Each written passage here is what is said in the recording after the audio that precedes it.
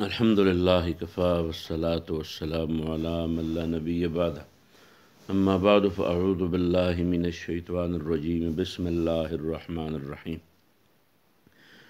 محترمو د منځ په حواله باندې د منځ فرایض مزده کړه چې په منځ کې 14 فرض وو، پای کې و بهر د مانځه نه چې هغې ته به موږ ارکان ویله، و دننه و چې هغې ته موږ هغې ته شرایط ویل او دننه چې کوم دي هغې ته ارکان نماز ویل.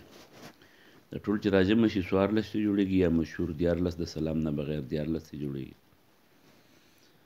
په مانځه کې مونږ یوه دعا وایو او دې دعا ته دعای قنوت ورته وایي. په عام حالاتو کې خدا مونږ په وتر کې وایو، خو په خاص اوقاتو کې دا دعاګانې کله چې په مسلمانانو باندې بده ورځ لکه خصوصا په دې وخت کې د غزې د فلسطین د مسلمانانو باندې چې کومه بده ورځ ده، په داسې موقع کې د سحر په مانځه کې په فرض مونځ کې هم خلک د رسول الله صلی الله علیه وسلم نه ثابت دي، نو علما وایي بیا په سحر په مانځه کې په دویم رکعت کې د رکوع نه وروسته همدا دعاګانې خلک وایي او د دې په ذریعه باندې د مسلمانانو دپاره د الله نه مدد او د کافرانو خلاف مدد غواړي. نو دا دعا کومه ده؟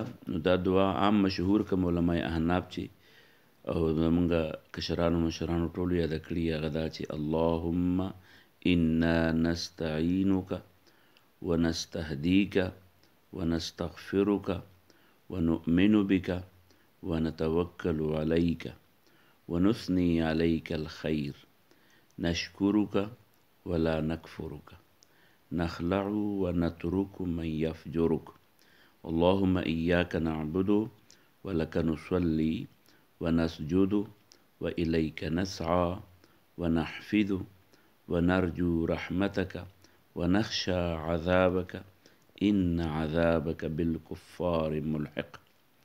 اللهم يا الله إنا نستعينك من ستانا مدد غواړو، ونستهديك ستانا هدايت غواړو، ونستغفرك يا الله ستانا بخنه غواړو، ونتوکل عليك يا الله تاتم ځان سپارلی، ونثني عليك الخير یا الله خیر صفتونه چې کوم دي هغه موږ ستا بیانو، نشکرک الله ستا شکریا ادا کوو د نعمتونو، ولا نکفرک ناقدري نه کوو، نخلع ونترک من یفجرک نخلع ونترک موږ پرېږدو او تعلق پرېږدو د هغې چا سره چې ستا نافرماني کوو.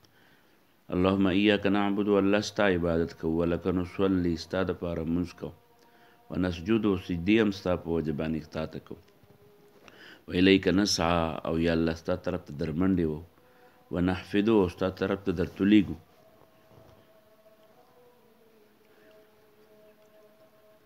ونرجو رحمتک یا الله ستا د رحمت امیدواران یو، ونخشى عذابک او ستا د عذابونو نه یریږو، ان عذابک ځکه ستا عذاب چې دی بالکفار ملحق دا په کافرو پسې نښتی.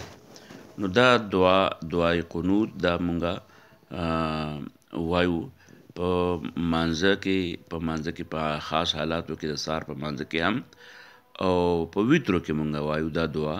او د دې سره متعلقه بله دعا ده چې اللهم اهدنا فيمن هديت وعافنا فيمن عافيت وتولنا فيمن توليت وبارك لنا فيما أعطيت وقنا شر ما قضيت فإنك تقضي ولا يقضى عليك وإنه لا يذل من واليت ولا يعز من عاديت تبارك ربنا وتعاليت. اللهم اغفر للمؤمنين والمؤمنات والمسلمين والمسلمات، اللهم ألف بين قلوبهم وأصلح ذات بينهم وانصرهم على عدوك وعدوهم. اللهم اهلك الكفرة والمشركين الذين يصدون عن سبيلك ويكذبون رسلك ويقاتلون أولياءك. اللهم خالف بين كلمتهم وزلزل أقدامهم وخرب بنيانهم وانزل بهم بأسك الذي لا ترده عن القوم المجرمين. دا دعاګانې دواړه دي، نو که یوه ووایي که بله ووایي که دواړه ووایي نو چې چاته کومه یادوي بس هغه ووایي. دا ټولې دعاګانې چې دي نو دا د احادیثو نه ثابت دي. سنن ابو داود کې دا اللهم انا نستعینک او په نورو کتابونو سیاهی ستو کې دا اللهم اهدنا فیمن هدیت دا دعاګانې منقول دي. نو په وترو کې او په خصوصي حالاتو کې د دې دعا اهتمام. البته په ویترو کې د دې ویل په کم ټایم کې پکار دی، موږ په کم ټایم کې وایو. علماء احلام وایي چې کله د ویترو په درېیم رکعت کې د لا رکوع نه کړي نو الله اکبر به د قرات نه وروسته وي، لاس به اوچت کې او د هغې نه وروسته به دا دعا ووایي، رکوع له به وروسته لاړ شي. کوم چې اهل حدیث حضرات دي یا نور شوافی حضرات دي نو هغوی وینا د رکوع نه وروسته چونکې رسول الله صلی الله علیه وسلم په خصوصي حالاتو کې قنوت نازله ویلې وه د رکوع نه وروسته، نو لهذا د رکوع نه وروسته ویل پکار دي. چا په کم یو باندې عمل و بس هغه عمل مسنون دی. الله تعالی دې موږ ټولو د قرآن حدیث مطابق د عمل توفیق راکړي. واخر دعوانا ان الحمد لله رب العالمین.